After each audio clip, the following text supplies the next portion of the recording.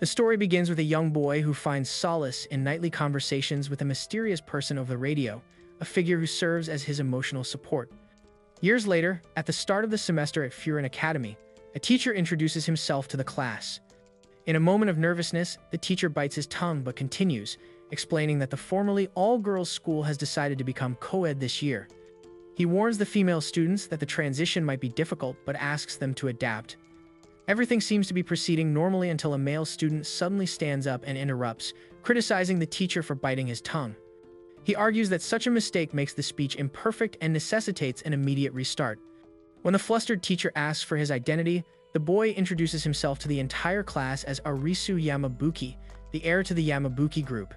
He declares his mission to lead Japan into the future, a goal that requires absolute perfection. He oddly adds that his favorite fruit is the peach and claims to possess a great aura, though he insists he is also charming. However, he announces that he is not yet 100% perfect and requires the girl's assistance to bridge the final gap. To everyone's shock, he asks the female students to line up and whisper, "I love you," into his ear. 3 hours later, the male students confront Yamabuki, complaining that his stunt has caused the girls to look at all the boys with suspicion. Undeterred, Yamabuki asserts that what doesn't kill you makes you stronger. A young lady then approaches him, noting his wealthy family background, and asks if his request was a method of seeking a girlfriend, offering herself as a candidate. Yamabuki stands and approaches her closely, only to analyze her voice. He politely rejects her, stating her voice lacks power, and excuses himself to go to the bathroom. He claims to be so perfect that his bodily functions operate on a strict schedule. While the other students are baffled by his eccentric personality, his friends from a previous school explain the truth. Yamabuki has been searching for a specific person since his second year of high school. He does not know what she looks like, so he relies entirely on his hearing to identify her voice. As Yamabuki prepares to use the restroom, he receives a message from his mother, which triggers a memory of his high school days. His only joy had been a radio program hosted by a girl named Apollo titled Mayonnaise Hearten. The show, which consisted of her talking about her daily school life, had very few listeners, but Yamabuki found strength in her broadcasts. She always ended the show by saying that doing the program gave her the strength to continue. Lost in thought, he is suddenly approached by a girl who whispers that she loves him. He initially dismisses it, focused on his schedule, but then pauses. The voice sounds remarkably similar to Apollo's. However, caught off guard and needing to relieve himself, he runs to the bathroom, leaving the identity of the girl unconfirmed. During lunch, the Radio Fusion Club begins its broadcast. The audio quality is terrible, marred by distortion from cheap microphones, but Yamabuki realizes the voice speaking sounds exactly like the one he is searching for. He recalls that Apollo stopped broadcasting at the end of his first year of high school and deleted her archives. However, based on the information he had gathered that she was his age and wanted to attend a girls' school with a sea view, he had calculated that she would likely be at Furin Academy. This deduction was the primary reason he enrolled the moment the school went co-ed. He stands before the broadcasting room door, feeling that he is a mere 1% away from completion. When he opens the door, he finds 4 different girls inside. He tries to speak, but one of them angrily reprimands him for entering without permission. Because the microphones are live, the entire school hears the altercation, with some students recognizing him as the boy who nearly defecated in the hallway. Yamabuki apologizes but focuses intently on the girls' voices. The problem is that they all share similarities with Apollo. The girl with black hair shares her intonation. The one with braids sounds like Apollo did when calm. The pink-haired girl sounds like Apollo when angry. And the white-haired girl whispers just like Apollo did when hiding from her parents. It has been 3 years, and his memory is hazy, leaving him insecure. The girls, assuming he wants to join the industry, explain their diverse goals. The white-haired girl wants to be a VTuber, the black-haired girl a presenter, the one with braids a singer, and the pink-haired girl a voice actress. However, they quickly distance themselves from him due to his earlier "I love you" stunt, which had been so distorted by rumors that some believe he wanted a lover to bear his children. The pink-haired girl calls him a degenerate and demands he leave. Yamabuki attempts to explain that he came to find someone, swearing on his family name that he has no hidden intentions other than to hear a specific voice. He asks if any of them is Apollo, but they look at him with confusion, as if he were talking about a brand of fried chicken. One girl tells him to leave, noting that only club members are allowed inside. Thinking quickly, Yamabuki declares himself an expert in voice work and points out the club's critical flaw: their equipment is terrible. He proposes that if they let him join, he will provide new, professional-grade equipment, revealing he recently made 1 million yen through an investment fund. Enticed by the offer, the black-haired girl and the aspiring VTuber agree, and even the girl with braids admits his voice is pleasant. Yamabuki boldly declares he will become the club president and take them to the top. The pink-haired girl objects, noting the current president is rich, but the others are already considering what to give him in return. They decide on a prank. They make Yamabuki turn around, stand behind him, and simultaneously whisper, "I love you." The combined sound strikes a chord in him, sounding exactly like Apollo's full voice. Flustered, he uses the excuse of needing to eat and flees. Alone, Yamabuki reflects on his true motivation. He remembers Apollo with affection, specifically a moment when he broke character and messaged her that he loved her too and wished her good night. As an adult, he is deeply embarrassed by this memory. Confessing to a stranger over the radio feels like the only mistake of his life. He wants to find her not just to reconnect, but to access her files and delete the evidence of his confession to prevent any future extortion against the Yamabuki group. Yamabuki is eventually welcomed into the broadcasting group, though he is treated as a glorified errand boy and nicknamed Buki. Despite the pink-haired girl's hostility and the toys they pile on him, he remains focused on observing them to identify Apollo. The next day, he encounters Uzuki, the beautiful student council vice president. While she records announcements, Yamabuki notes that she is a model student and highly popular. However, he critiques her performance. While her voice is like a silver bell, she stumbles over words and lacks technical skill. He scolds her for her errors, but her classmates defend her, finding her clumsiness charming, a concept of imperfection that Yamabuki fails to understand. He tentatively rules her out as Apollo. He then meets Nene, the pink-haired girl, who is asked to read lines from a manga that Apollo also loved. Nene is a star in class and an aspiring voice actress, but she too suffers from pronunciation issues. When she catches Yamabuki observing her, she loudly accuses him of being a stalker and a pervert to her friends.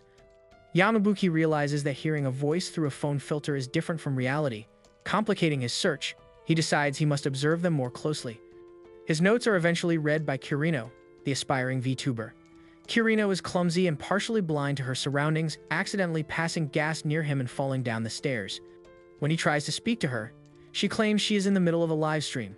Yamabuki interrupts the stream to greet the audience and then leaves, unimpressed by her lack of professionalism. He grows frustrated, remembering how Apollo passionately dreamed of using her voice for a career, a dream he had promised to support by learning everything about the industry. He feels these girls are not taking that dream seriously. Later, during another disaster of a broadcast where Uzuki makes repeated mistakes, Yamabuki snaps. He storms the broadcasting room, shouting into the microphone that the club is a disaster. He tells the entire school that they will never progress if they continue to treat the girls like princesses rather than professionals. He declares that regardless of whether Apollo has forgotten their promise, he has not. He announces that he will guide the Radio Fusion members to perfection, whether they want to be presenters, VTubers, singers, or voice actresses, demanding an answer to his dedication. The girls kick him out of the room immediately. As he stands outside, dejected, he receives a notification. Apollo has started a transmission. Inside the room he just left, the voice comes to life. Apollo speaks to her listeners, admitting her heart nearly stopped because she never thought anyone would try to find her. She apologizes for hiding her identity. She reveals that although she complained about having few listeners in the past, she was truly happy just to have Yamabuki by her side. She confesses that the "I love you" she whispered earlier wasn't a prank or for the general audience, it was meant solely and exclusively for him. As the girls continue their broadcast late into the evening, laughter and confident chatter spilling freely from the club room, Arisu remained standing quietly outside the door. He hadn't meant to linger this long. At first, he told himself he was only passing by, that he was simply curious, but the longer he listened, the more difficult it became to leave. Their voices sounded different when they weren't aware of being watched, more relaxed, more genuine. Among them, one voice in particular tugged at something deep in his chest. Arisu checked his phone, and almost on cue, a message from Apollo appeared on the screen. The brief confirmation was enough to solidify what his instincts had already pieced together. One of the girls inside that room was a member of the broadcasting club. His fingers tightened around the device. For a moment, he considered opening the door and confronting them directly, demanding answers, but he stopped himself. That wasn't how he wanted this to unfold. Turning away from the club room, Arisu exhaled slowly. If fate had brought him this close, then he would respect it.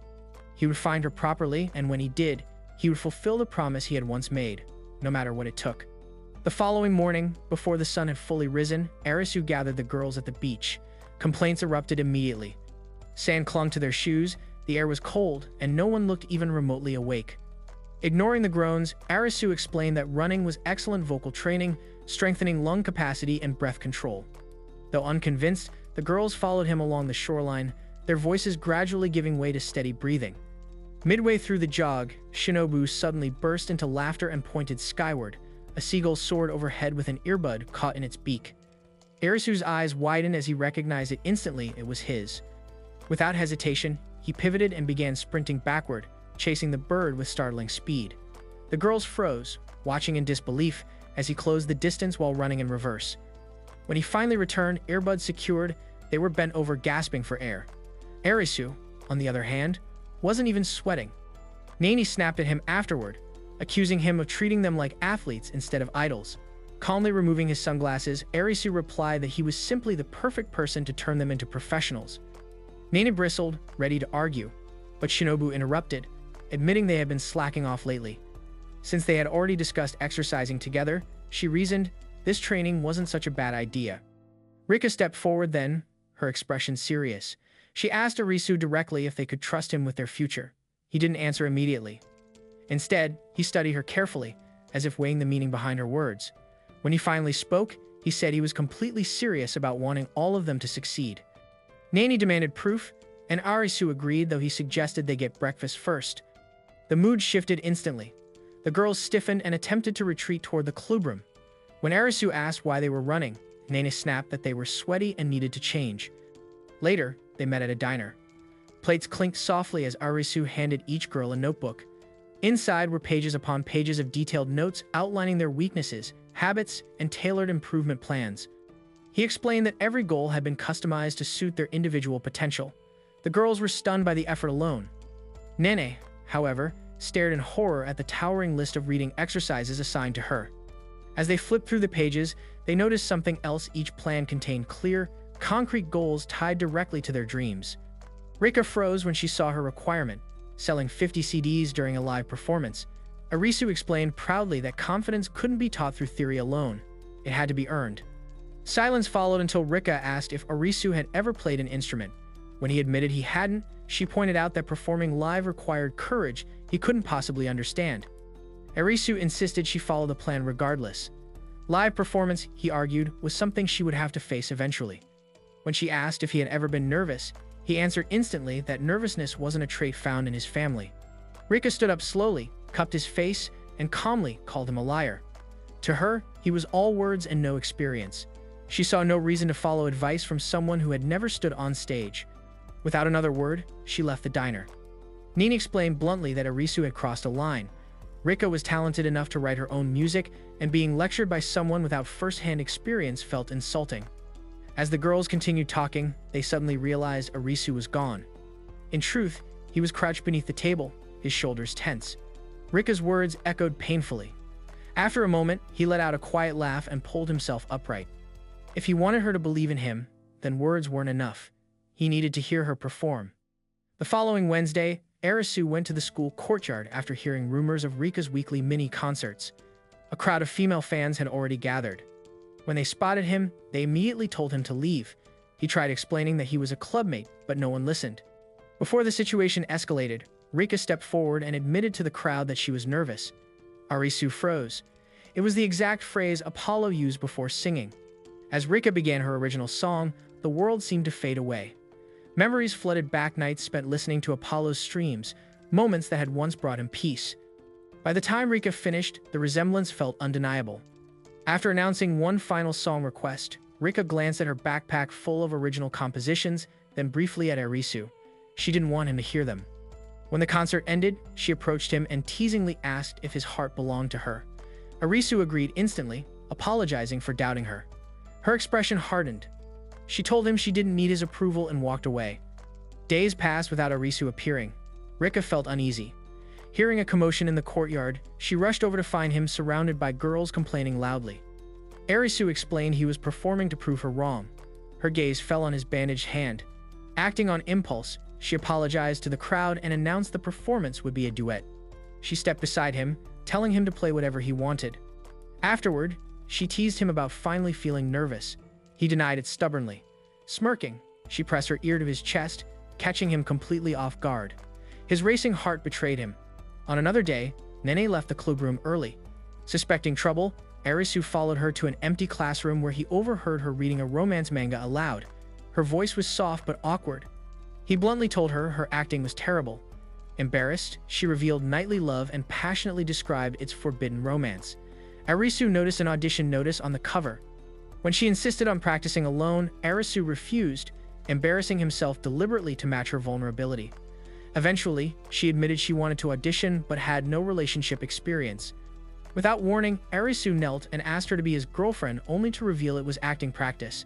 After fierce resistance, she agreed to a 3-week fake relationship. Their public act shocked the school. Though they argued constantly, Shinobu believed it meant genuine closeness.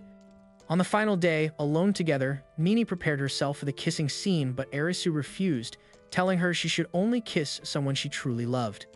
She failed the audition. When Arisu fainted in despair, she kissed the book, hiding his face. When he confronted her afterward, she flipped him over her shoulder, screaming that she hated him. Shinobu later reassured him Nene's red ears told the real story. While the girls were changing in the club room, they neglected to lock the door. Arisu inadvertently opened it and saw them in a state of undress. He immediately scolded them for their carelessness, warning that if anyone else had entered, their reputations could have been ruined, though he quickly apologized for the intrusion. Once everyone settled down, they proceeded with the after-school announcements, with Rika taking over the duties after Shinobu had flubbed her lines earlier. Afterward, the girls decided they wanted something sweet and invited Arisu to join them. However, he declined, citing other obligations. Once he left, Nene suggested they follow him to get even. Although Rika hesitated, admitting she did not feel particularly embarrassed because she had been mostly hidden behind the others, Nene argued that they should investigate his private life out of curiosity. The group agreed, and Nene even gave their plan a dramatic name. They trailed Arisu out of school and onto a train. Nene attempted to snap photos from an adjacent car, hoping to catch him doing something suspicious, but he spent the entire ride simply reading a textbook. Eventually, they followed him into a cafe. While Nene remained focused on uncovering something scandalous, the other girls became distracted by the menu.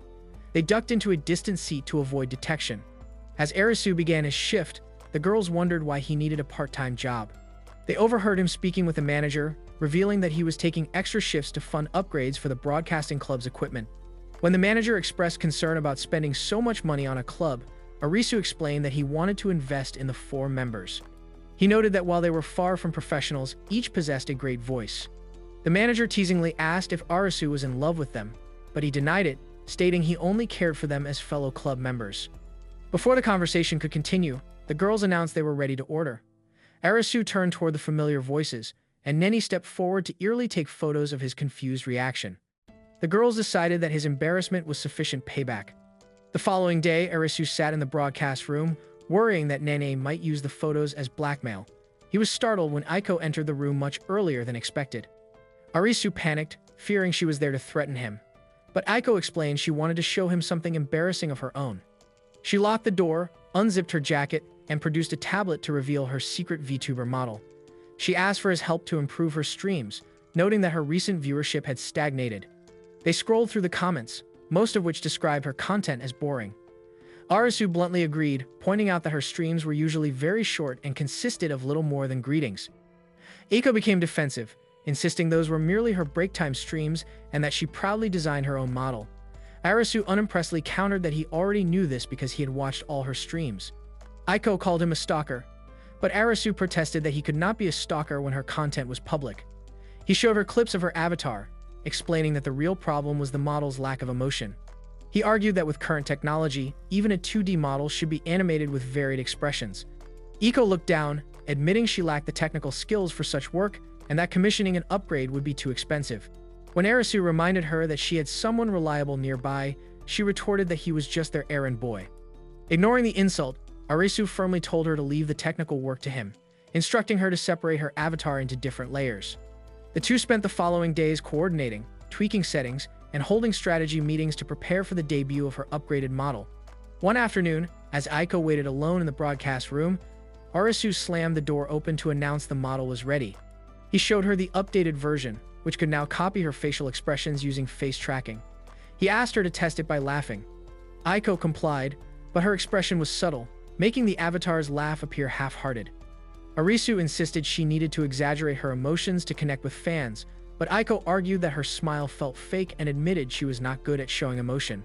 In response, Arisu locked the door and suddenly started tickling her, demanding she let her emotions out. Aiko broke free and whirled around to scold him, only to freeze when she saw him wearing a pair of novelty glasses. She turned away to hide a chuckle. As Arisu tried to coax her into facing him, they lost their balance and tumbled to the floor, with Arisu pinning her down. He told her that the genuine smile she was making was exactly what her viewers wanted to see. Suddenly, Arisu heard Nene's voice from outside the window. He looked over to see a phone on a selfie stick held up for a video call. The girls had tried to enter the locked room and were now peering in. Seeing Arisu and Iko on the floor, Nene panicked and rushed to bang on the door. Iko's attempt to explain the situation only made it sound like Arisu had been doing something inappropriate. Without letting him defend himself, the girls tied him up. As Nene prepared to drag him to the police station, Aiko gave Arisu a small, sincere smile, thanking him for his hard work. Arisu smirked and told her that a VTuber's true charm lay in revealing the person behind the avatar. Aiko promised to show her viewers a genuine smile in her next stream. The next day, excitement built for Iko's new model debut. However, when the stream started, fans were confused as they couldn't see a difference. Inside the broadcast room, Arisu scolded Aiko for being stiffer than usual. Aiko admitted she was struggling but continued to explain the effort put into the avatar. Arisu realized the issue was not her inability to express herself, but her inability to do so in front of an audience. As the viewer count dropped, Arisu stepped in front of her with a sketchpad reading smile. Aiko panicked, her face freezing further. She silently mouthed a plea for help. Arisu paused the stream and scolded her for her stiffness, telling her to look at how much she was sweating. He suggested she remove her heavy layers to relax. When she hesitated, he teased her, calling her VTuber career a half-hearted hobby. Aiko snapped, shouting that she was serious and loved streaming because she loved interacting with viewers. Suddenly, Shinobu burst into the room, blurting out that the audio had never been muted. Nene realized Arisu had orchestrated the situation. Aiko panicked, thinking she was cancelled, but looked at the chat to see it overflowing with positive comments and a viewer count of over 2,000. Shinobu told her she owed the viewers an explanation. Remembering Arisu's advice about the appeal of a VTuber's true self, Iko took a deep breath. She jokingly performed a forget-it beam at the audience and ended the stream with a shy, nervous but genuine smile, which delighted her fans. Later, Arisu tuned into Iko's private stream from the boys' restroom. Iko brushed off his comment about his location but admitted she wanted to thank him using the new model. When Arisu complimented Aiko's real smile over the avatars, the model reverted to a poker face as Aiko hurriedly covered her blushing face behind the screen. She struggled to calm herself as she thanked the viewers and ended the broadcast. Shinobu led the planning meeting for the school's very first sports festival since the institution had become co-ed. However, the session took an awkward turn when one of the male council members pointed out that the handouts she had distributed were littered with her own selfies. Realizing her mistake, Shinobu panicked. She let out an embarrassed laugh and hurriedly asked everyone to keep the blunder a secret. Far from being annoyed, the male council members simply stared at her with dreamy expressions, finding her flustered reaction oddly adorable. Throughout the rest of the day, Shinobu was constantly approached by students needing assistance. Despite already having too much on her plate, she continued to smile and accepted every request. By sunset, exhaustion had settled deep in her bones as she made her way to the broadcast room, knowing she would be working late into the evening. The broadcast club meeting focused on assigning responsibilities for the upcoming festival. When the time came to delegate, Shinobu volunteered for the majority of the work, as most members seemed unwilling to take on the burden. When the group reviewed the full list of roles and realized the magnitude of her workload, they voiced their concerns. Shinobu, however, insisted she could handle it. Arisu then suggested the club host an event of their own. While some members shared ideas, others were unsure. Once again, Shinobu volunteered to write the proposal herself. After the meeting, the group agreed that karaoke would be a fun way to unwind, but Shinobu declined, citing her workload. Although Rika offered to help, Shinobu gently refused. Consequently, the members decided to head home rather than go out without her. Suddenly, Arisu locked eyes with Shinobu, startling her. He darted away, only to return moments later with his bag. He signaled for her to follow him to an empty staircase. Lowering his voice, Arisu asked her to keep his actions a secret. Shinobu grew nervous, half expecting a romantic advance, but Arisu instead offered her a lozenge, noting that her voice sounded strained. He reminded her that lozenges counted as candy, a violation of school rules, so he couldn't be caught. Shinobu felt flattered that he had noticed the change in her voice, but a strange pressure settled in when he casually mentioned that he was always watching and listening to her. Flustered, she promised to behave properly, which only made him suspicious.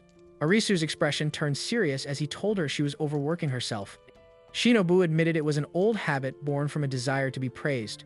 She immediately tried to retract the selfish-sounding statement, but Arisu had already processed it.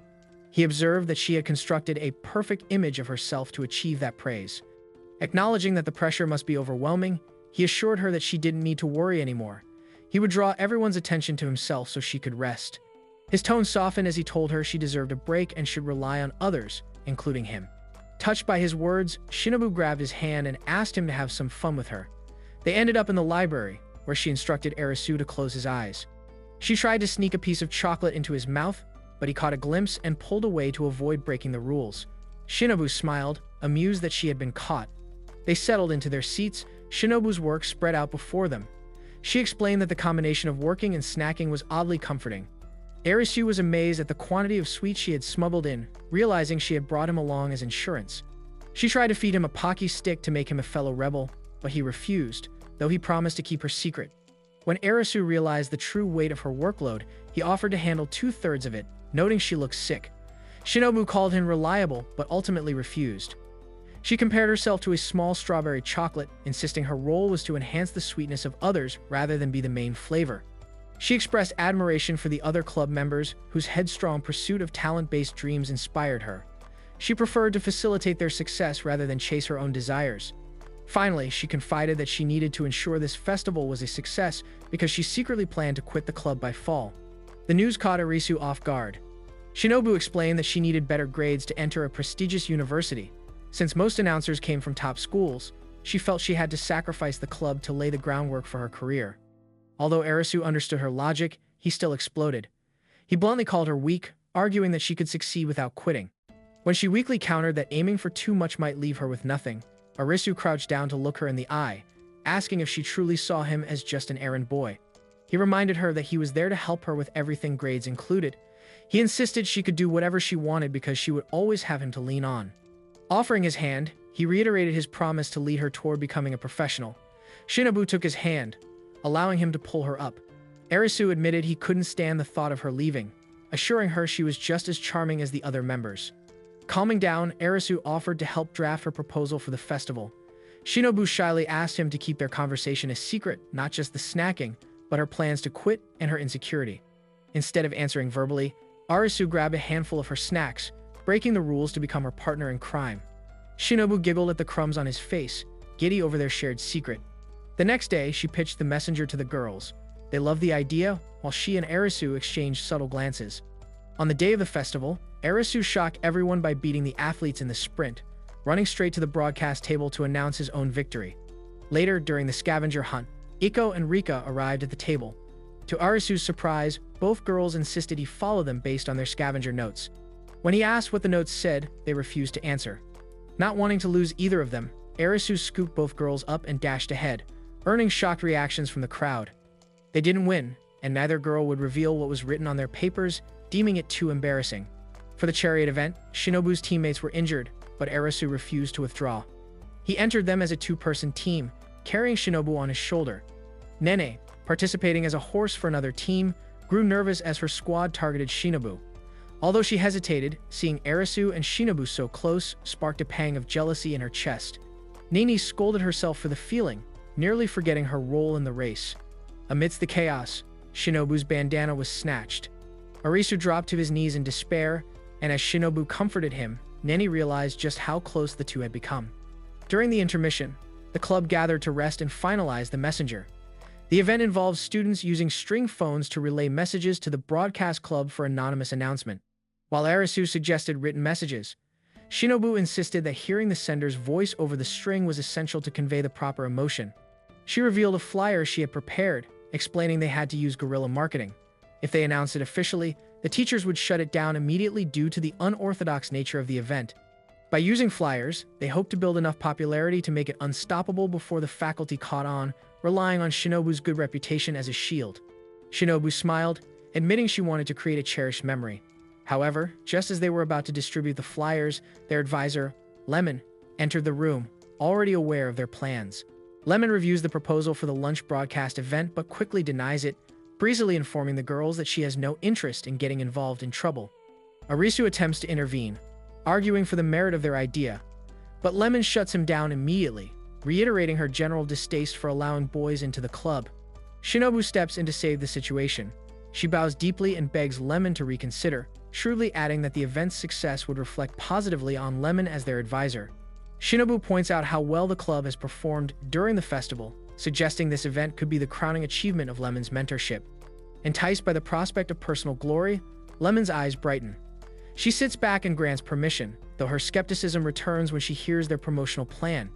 The girls intend to distribute flyers, but Lemon explains that Samejima, the strict PE teacher, is patrolling the lunch hour to keep boys and girls separated. They would be caught instantly. However, Lemon offers a solution. She will distract Samejima for 10 minutes. Out on the field, Samejima is aggressively barking orders when Lemon approaches. She suggests he take a break, and while he initially refuses, her charm quickly wears him down. As Samejima wavers, the girls rush out to distribute flyers. They soon realize, however, that they are moving too slowly to reach enough students in the allotted time. Nani quickly calls a huddle and proposes a bold change of plans. Moments later, the girls re-emerge in full cosplay. The spectacle immediately draws a massive crowd. Even Arisu is impressed by their boldness, finally understanding why Nini asked him to stay back. However, the victory is short-lived. Lemon comes sprinting toward Arisu, with an eager Samejima hot on her heels. Her charm offensive has worked too well, and she can no longer hold him back. Arisu quickly ushers the girls into the safety of the broadcast room just as the crowd disperses. With the promotional phase complete, Rika reviews the procedure one last time. They have darkened the classroom next door to serve as a waiting room. Participants will step out, use a string phone connected to the broadcast room, and deliver their messages to Shinobu, ensuring total privacy. Shinobu takes her position by the broadcasting table, nervous but ready. The first knock sounds, and she picks up the receiver. She hears a voice threatening a dare if she flubs her lines. Realizing it's a prank from her own club members, she checks the door, only to find them walking away laughing. She realizes she couldn't identify the speaker because the string phone completely distorts voices, a happy accident that guarantees true anonymity. Lunch break begins. Shinobu announces the start of the special event over the PA system. Samejima becomes suspicious, but Lemon is already prepared to intercept and distract him again. The first real participant steps up. Shinobu receives the message and broadcasts it. A girl from Class 2A is confessing to a boy named Shindo. She asks him to stand if he accepts her feelings. In the cafeteria, Shindo spits out his drink in shock but stands up without hesitation. The student body erupts in cheers. Even the teachers in the faculty room seem amused, noting that only Samejima would object if he weren't currently occupied by Lemon. The success of the first confession breaks the dam.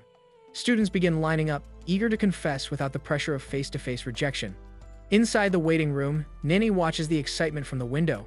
Rika scolds her to keep the room dark, praising Shinobu's idea for giving awkward students a safe platform to speak. Outside, a second confession occurs, though this one ends in rejection. Inside the darkened room, Iko turns the conversation inward, asking Nini and Rika if they have anything to confess. Both girls panic, assuming she means romance. Sensing their anxiety, Iko clarifies that it doesn't have to be a love confession. Relieved, Nini admits there is a boy she wants to thank and apologize to, though their constant bickering makes it difficult for her to be honest. Rika shares that she has been cold to someone lately and wants to clear the air. When asked about her own confession, Iko reveals she recently went silent during a voice chat with a friend and worries she made him anxious. She simply wants to tell him she is fine.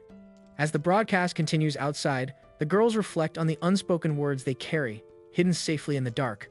Before the girls can continue, more students arrive at the waiting room. The team welcomes them eerily, keeping up the act, though their thoughts drift to Eris's absence. Suddenly, a piercing feedback screech blasts through the school speakers. Shinobu panics as the broadcast equipment malfunctions. She frantically manipulates the controls, but her lack of technical knowledge only worsens the situation. Overwhelmed and convinced she is about to fail yet again, she crouches down in terror. The other girls rush in to find her in tears. Rika and Eiko inspect the console but quickly realize they cannot repair it. Reluctantly, they suggest stopping the event. Shinobu refuses to give up. She throws open the broadcast room window, declaring she will shout the announcements herself. The girls try to stop her, warning she will ruin her throat, but she is determined. Just then, Arisu appears in the doorway, holding a megaphone. He casually reveals he swiped it from Samjima with Lemon's help and suggests it as their best alternative. Overcome with relief, Shinobu hugs him in front of the group, thanking him for always saving her. Arisu leans close, whispering that he is still her partner in crime, and hands her the device. Reinvigorated, Shinobu announces through the open window that the event will proceed with a special analog twist. She invites the students to gather in the courtyard, and the crowd eagerly migrates to hear better. As the girls scramble to their stations, Arisu slips away. Shinobu continues the broadcast from the window. She reads a bizarre confession about a hole in a wall, causing the crowd to erupt in laughter. Meanwhile, Arisu joins the students in the courtyard, now back in his regular uniform and ready to support the club full-time. Shinobu announces the final confession. The mood shifts abruptly as she explains that the confessor wants to apologize for betraying someone devoted to her 3 years ago. She reads that the sender regrets breaking a promise and was shocked to hear his voice again. Arisu feels a sinking sensation. The story mirrors his history with Apollo perfectly. Suddenly, Shinobu lowers the megaphone. In her own clear, unamplified voice, she calls out Arisu's first name and says, "I love you," immediately raising the megaphone again to formally conclude the event. The crowd buzzes with curiosity, but Arisu is left reeling. Apollo had always ended her radio broadcasts with that phrase, but this felt pointedly personal.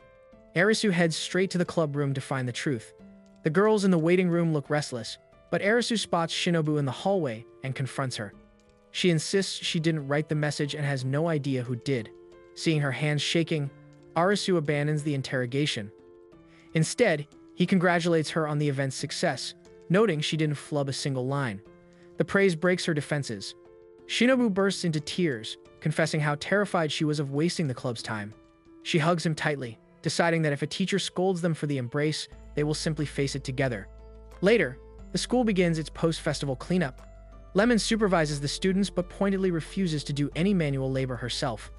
Arisu rushes back to the club room to help, fearing the girls will scold him for slacking off. Just then, his phone chimes, a message from Apollo telling him to come to the broadcast room. He sprints there immediately. Upon arrival, he finds the string phone still hanging outside the door. He picks it up and hears Apollo's voice greeting him. She confesses she is using this method because she is still too scared to face him directly. When asked about the final confession, Apollo admits it was hers. She is tired of hiding the fact that she ran away from her radio show. Arisu jokes that she should just show herself, but he freezes when she replies that she intends to do exactly that. She reveals that by inviting him here, she has finally decided to reveal her true identity to him.